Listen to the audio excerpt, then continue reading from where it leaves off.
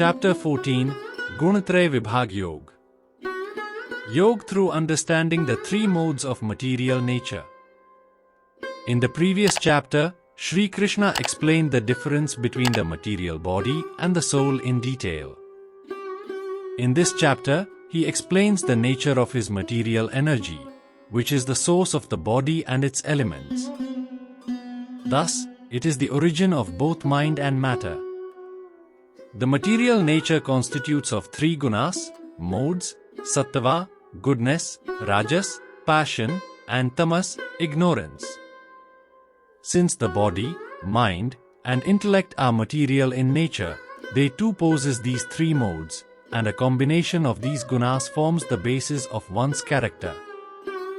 Peacefulness, morality, well-being, serenity, etc. are the virtues of those in the mode of goodness. Those driven by passion have endless desires and ambitions. They strive to satiate them and work towards worldly enhancement. However, those in the mode of ignorance are gripped by laziness, excessive sleep, delusion, intoxication, and other vices. A spiritual seeker needs to deal with all these three immensely powerful forces of material nature. Once the soul is able to transcend above these three modes, it attains illumination. To break free from the clutches of these gunas, Sri Krishna reveals a simple solution to Arjuna, which is to attach his mind to God. He says, since the Supreme Lord is unaffected by these three modes, whosoever attaches their mind to God also rises from the material to the divine level. Hearing this, Arjuna inquires about the characteristics of such beings who have risen above these three gunas. To answer Arjuna's query, Sri Krishna systematically elaborates on the qualities of the liberated souls. He explains that, even when they see the gunas at play in the material world, they are not disturbed and stay equipoised. They can see the effects of the gunas displaying in situations, objects, and persons. They comprehend that everything is a manifestation of God's energy, and finally, everything is under His control. Therefore, they are unaffected by worldly situations. They do not feel miserable in adversities or jubilant.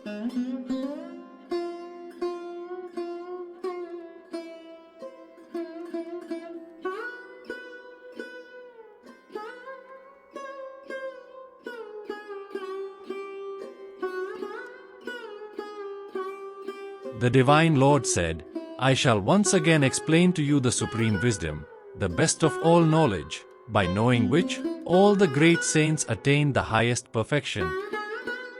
Those who take refuge in this wisdom will be united with me.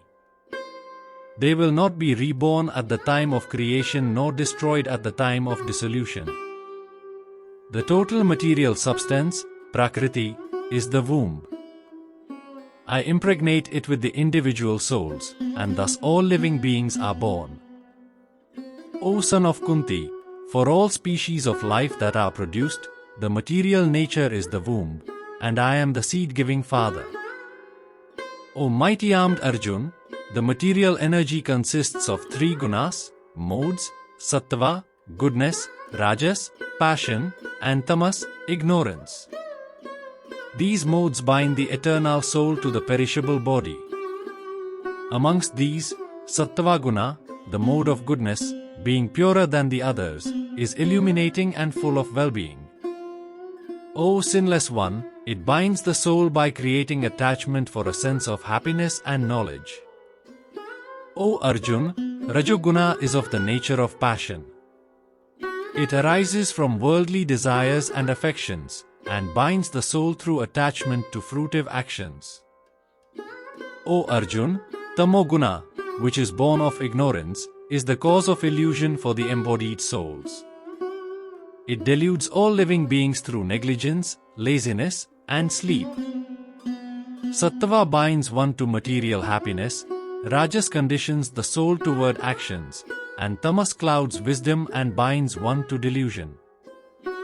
Sometimes goodness prevails over passion and ignorance, O scion of Bharat. Sometimes passion dominates goodness and ignorance, and at other times ignorance overcomes goodness and passion. When all the gates of the body are illumined by knowledge, know it to be a manifestation of the mode of goodness. When the mode of passion predominates, O Arjun, the symptoms of greed, exertion for worldly gain, restlessness, and craving develop. O Arjun, nescience, inertia, negligence, and delusion, these are the dominant signs of the mode of ignorance. Those who die with predominance of sattva reach the pure abodes, which are free from rajas and tamas, of the learned. Those who die with prevalence of the mode of passion are born among people driven by work, while those dying in the mode of ignorance take birth in the animal kingdom. It is said the fruit of actions performed in the mode of goodness bestow pure results. Actions done in the mode of passion result in pain, while those performed in the mode of ignorance result in darkness. From the mode of goodness arises knowledge, from the mode of passion arises greed, and from the mode of ignorance arise negligence and delusion.